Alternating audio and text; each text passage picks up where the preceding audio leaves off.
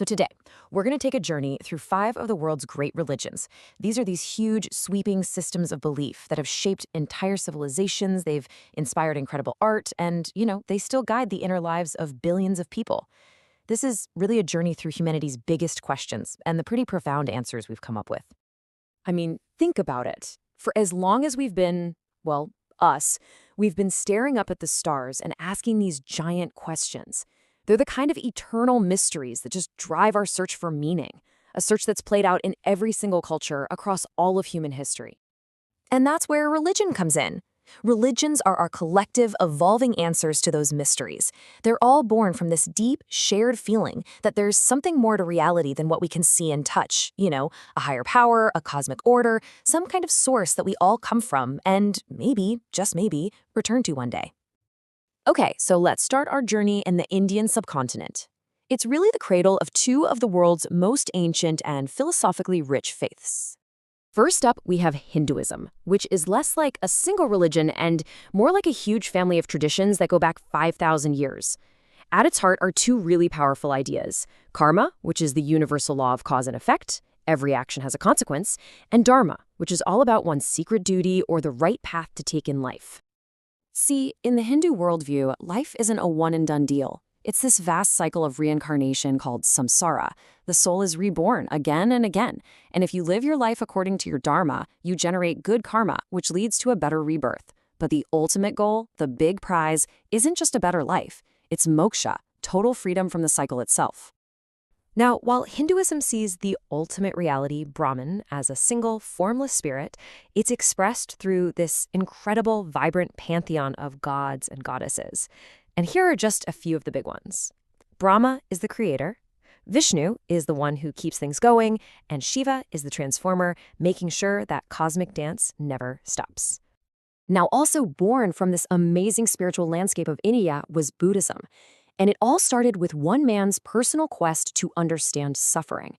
He was a wealthy prince named Siddhartha, and he tried to find answers at both extremes, first in a life of total luxury, and then in a life of really harsh self-denial. And guess what? Neither worked. The answer finally came to him when he overheard a music teacher's simple advice, which pointed to a middle way. So there he was, meditating under a Bodhi tree, and then it just clicked. He had this breakthrough. He realized that all life has suffering, and the root of all that suffering is our own selfish craving, this constant grasping for things to be different than they are. And in that moment of just profound insight, he awakened. He became the Buddha, which means the enlightened one. And he didn't just keep this insight to himself. To help other people find the same freedom, the Buddha laid out this really practical toolkit for living. It's called the Eightfold Path. And it's not a list of beliefs you have to accept, but a set of actions to practice. Things like using kind speech, keeping your mind focused on what's real, and really developing a heart full of compassion for everyone. Okay, so while all these ideas of karma and enlightenment are taking root in the East, a totally different idea about our relationship with the divine was popping up in the deserts of the Middle East, and it sparked a whole new spiritual family tree. These 3 faiths, Judaism, Christianity, and Islam, we call them the Abrahamic religions for a reason. They all trace their spiritual ancestry back to one guy. It all started about 4,000 years ago, when a man named Abraham is said to have made a covenant, a kind of sacred promise with a single, all-powerful God. This was the seed from which Christianity would later grow, and then Islam, which honors Abraham as one of its most important prophets. The history of Judaism is just an incredible story of resilience. After the Romans destroyed its central temple in Jerusalem, the whole faith had to go through this profound transformation. It shifted from being a religion centered on priests and sacrifices to one focused on study, prayer, and community. Its sacred texts, like the Hebrew Bible and the Talmud, became the guide for how to live a holy life. And it's out of this Jewish world that Christianity emerged, all centered on the life and teachings of Jesus of Nazareth. As a Jewish teacher, his message was really focused on compassion, justice, and this radical idea of a forgiving God. But after his death, his followers believed that he was resurrected. Well, that transformed his message into a new global faith, summed up by his final command: love one another as I have loved you. So how do Christians connect to these huge foundational events? Well, through some pretty powerful ceremonies. Baptism uses water to symbolize a kind of spiritual cleansing and becoming part of the community, which mirrors Jesus' own baptism. And during communion, bread and wine are shared to remember his Last Supper and the sacrifice he made. Okay, let's fast forward about 6 centuries. We're in the Arabian Peninsula, and a merchant named Muhammad is meditating in a mountain cave.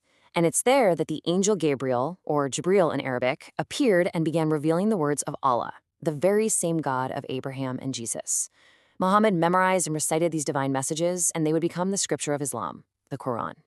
The life of a Muslim, which, by the way, means one who surrenders to God, is built on 5 core duties known as the 5 pillars.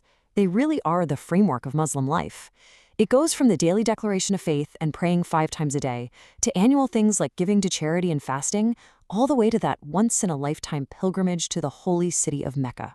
So, wow, we've journeyed through the origins and the core ideas of these 5 traditions. But what do they look like today? What's their living legacy? Let's zoom out for a second and take a look at their scale in our modern world. With nearly 2 billion followers, Christianity is currently the world's largest religion. It's followed closely by Islam, with over 1.5 billion people, which actually makes it the fastest growing major religion. And Hinduism, even though it's mostly concentrated in India, still has over 1 billion followers. And Buddhism also has a massive global presence. Today, we're talking about nearly 1 billion people across Asia and all over the world who follow the teachings of the Buddha, all seeking that same path to enlightenment. And while its numbers are smaller, at around 14 million worldwide, the historical and cultural influence of Judaism on everything, it's just impossible to measure. So after this sweeping journey, right, across continents and through thousands of years, from reincarnation to resurrection, what's the common thread? What ties all these different paths together? Well, it brings us right back to where we started. Ultimately, it doesn't matter how different their maps of the cosmos might look. All of these religions, at their core, represent our shared, unshakable quest. They are a profound appeal for meaning in a world that so often feels full of suffering and death. And they're a powerful testament to our universal impulse to find our place in the grand scheme of things.